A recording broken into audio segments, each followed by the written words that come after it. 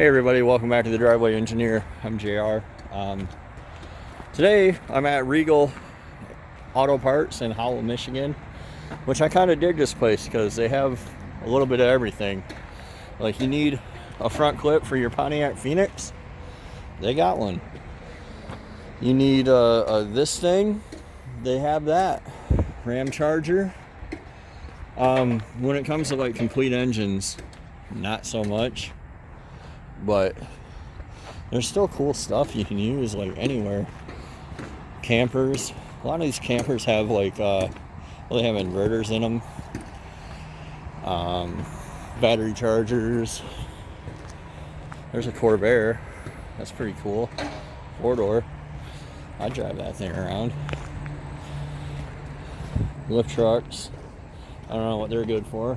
Maybe something. What we got over there, is that a Toyota camper? It is. So that's probably like a 20R Jaguar. It looks like they're really cramming a lot of heavy equipment. A lot of this stuff wasn't here last time I was here. Like the campers and the trailers. I mentioned before, if you're having a hard time finding injectors for like your LS, a lot of these car ones are compatible. Last time I was here, I found 650 double pumper in one of these Ford F-Series. There's a Ford. It was a Ford once upon a time.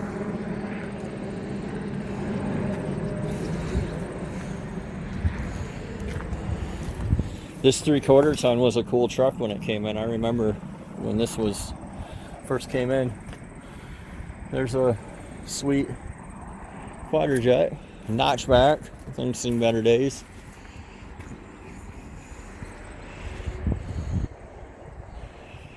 You got a GMC from Boulder, Colorado. It's a bummer. If I remember correctly, all the Chevys got coils and all the GMCs got leafs. What's this here? Oh, it's a Ram Charger. There's a sweet set of Edelbrock valve covers for your LA, if you have one. I really wish I would have went LA in my my D100. It'd be running by now. $400 for a carbed intake really whooped my butt. Kind of took the wind out of my sails too. Let's see what this guy's got. Another LA, probably a 360, I would guess. Not a thermal quad. A sweet Continental. Like this thing. A Malibu Classic. I don't know why you wouldn't drive this everywhere in your life. I would drive that everywhere in my life. These Subarus, if you wanted to make a little buggy, I think they'd be pretty cool. They have tiny little diffs and stuff. What is that? Is that a Z car? I think it is, with the T-tops. I'll walk through here and see what I can see in the old import section. There's always stuff that you can use, like if you just think outside the box. Like look at this little fuse block. This comes off here, I bet. It looks like it's clipped on. But that comes off and you got a fuse block with a cover, maybe. You can find another one. Whatever, you get the point. Fans, these things are always good for fans. There should be about 1 million fans out here.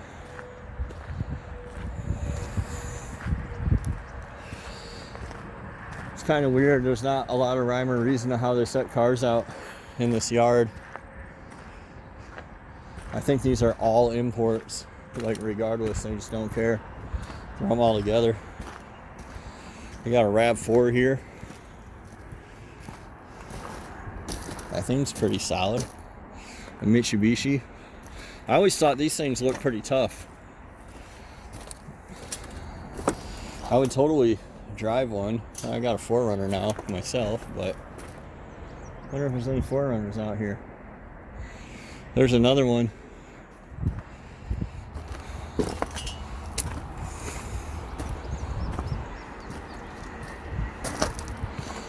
I really didn't give it any thought, but there might be a 4Runner out here.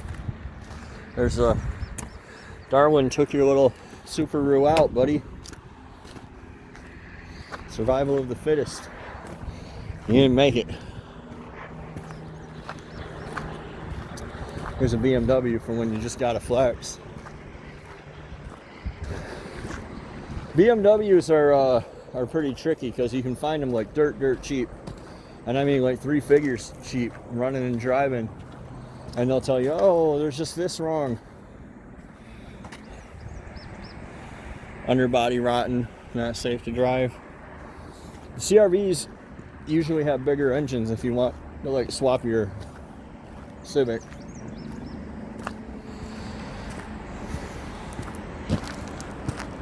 I'm kind of staying out of the bush, if you notice.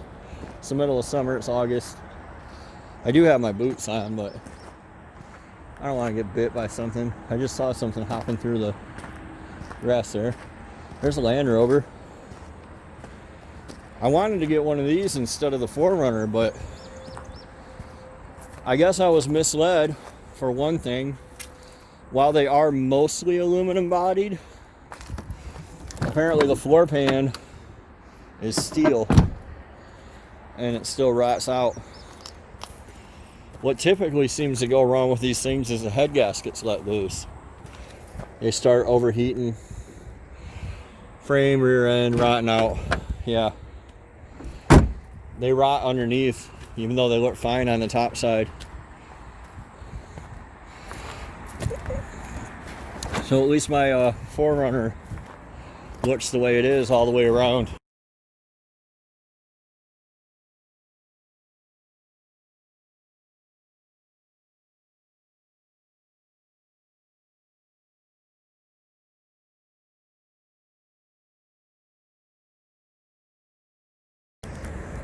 Alright, so what I wanted to show you was this. A lot of people get hung up on the cheaper fuse blocks being open in the back, but the factory fuse blocks are open in the back. Silverado fuse blocks, if you're doing like an LS swap, are the same way. It doesn't matter. And they sit in these cars for 10, 15, 20 years. I think this is a newer car. This is a Dart. It's a newer car. Darts did not make it long. I thought they looked cool. And for like, I get it that they're not muscle cars, but for like puttering around going to work, they should have been fine. But apparently they were trash. Concords, a whole sad little row of neons. But yeah, there's no reason not to use the cheaper fuse blocks because they're open, you know. Don't need to go out and spend $40, $50, $60 on sealed up ones because they're open from the factory. And until it's long after you would really care, it's just not a problem. There's a little Liberty. My sister-in-law bought a Liberty. I think I showed you guys that. It's $1,200. Cherokee. They have ridiculously little weenie fans and then a mechanical fan off. It's weird. Never understood why they do that, but that's how they roll. Most Liberties end up like that. I think the cooling system on the 3.7 is bad, and then they wind up with bad head gaskets. Or in the Rams. It's a 4.7. Here's a Hemi. Surprise, surprise. A lot of these Hemis, if they overheat, they'll eat the lifters. And then the MD, multiple displacement system, DOD, it fails on them. 8/20/19, free to pick up, parts and extra scrap in bed. I'm guessing it's not a runner. I don't know what year this is. 04. So this is one of the ones with the cool pedal that is easy to swap. If this were at the U-pull, I would pull that. Maybe. I don't know. Probably going to get the 318 running and then just leave it at that for my D100.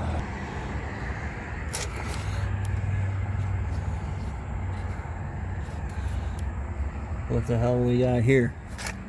This is a 3500 van, but I'm not good enough with vans to tell by the headlights like I am with trucks. I think it's a 4.3. Nope, it's a 5.7. Shows what I know.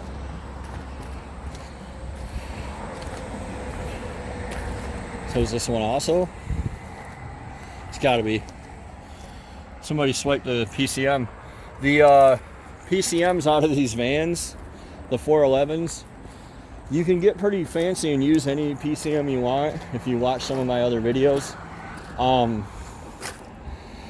But the ones in these vans, see, this is a black box.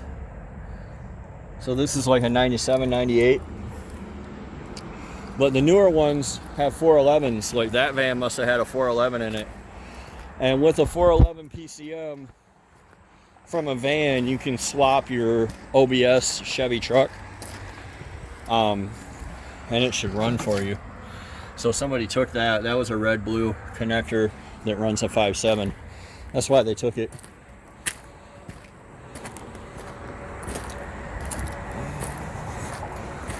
But yeah, and then from there, because you can't tune these black boxes if you have an OBS truck, they're just not really tunable. There's some stuff out there, but for the most part, you can't tune them, like it's safe to say. But with a 411, you can just use HP tuners on it and do whatever you want. Here's an 8-lug Suburban. Let's see what that's got going on. 454. Nice.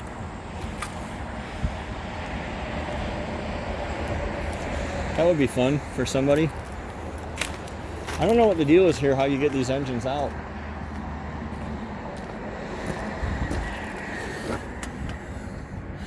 This is an LH6. Probably. 799.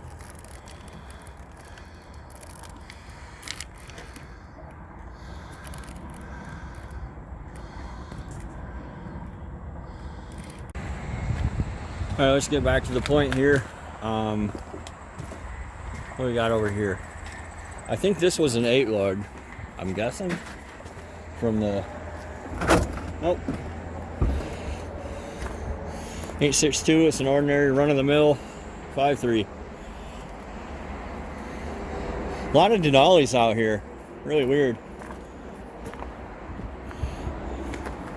What's this? Yukon GT, baby. Another 5.3. 862 heads. Yeah, see, from the factory, they're like completely open at the bottom. Here's another 243 862. This is an earlier one. It's an 04.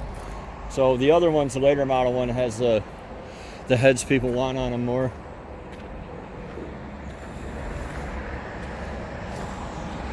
I don't know what this PCM is here. 411. Cool. I always check the back because there's a water pump. What do we got here? 706. Last time I was out here, they were not setting this stuff, which is funny. It shows you where the market's at. Something we talked about on the live stream yesterday, that, you know, 862s. By the way, they all look like that inside. I always see people like get really upset, like, oh my god, I gotta tear my whole engine apart because it looks like that. Like, no, they all look like that, so don't worry about it. Z71. I think people like the front valances off these. Somebody pulled that guy. Yeah, these are all like NBS trucks out here, almost. This was not the case last time I was out here. A 5.3 706 hoods. I just assume they're 5.3s. It could be a 4.8 for all I know. I don't know. I don't care. 8.62s. Old 350. Usually when I find flex injectors, they're in an SUV or an Avalanche. I mentioned that before.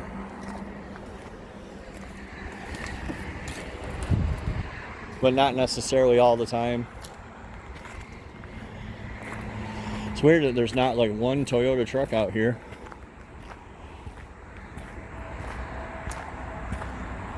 That's what I came out here for. Most of this stuff is new. I'm surprised. Again, full of crap. Whatever, it is what it is. What's really weird is these trucks all have LSs. I've looked at 10 of them now or so, and not one of them was a 4.3. That's weird, right? See this guy here? They pulled it. That guy was a runner. He went all the way to the scene of the accident.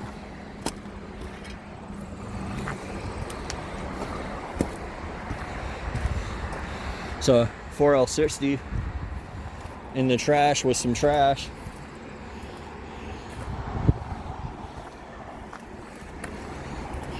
Oh, it's got a big hole in it. I was thinking that was a pretty nice seat. Yeah, what's weird is last time I was out here there were a few square bodies and I don't see them now. I see two of them over there.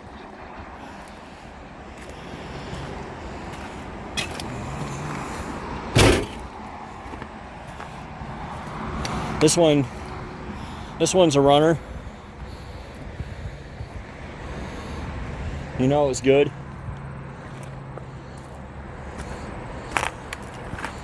Let's look at this Super Duty real quick. See that giant radiator on the bottom's actually... Oh, that's the AC condenser. This is the transmission cooler in it though. They're substantial. If you need a transmission cooler, you can do worse than the ones... you can do worse with the aftermarket than the ones that are factory on those. So, this little Pepto-Bismol guy.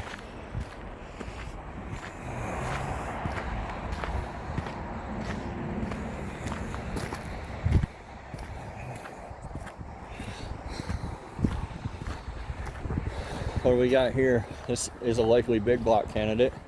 It is a big block. A TBI 454, probably. Cool. I'm sitting here getting rained in, but oh, these door handles. They are a BFD for OBS guys, and they only require you to pull that bolt, and there's two inside. But the crappy factory ones suck. Guys like to swap those on so they look like a big rig and they work a little better.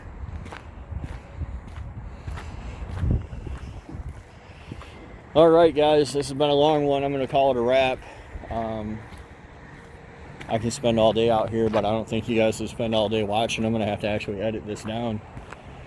But I appreciate you guys watching. We'll see you next time on The Driveway Engineer. Be sure to like and subscribe and hit the bell. All the fun stuff so we can hang out more often. See you guys.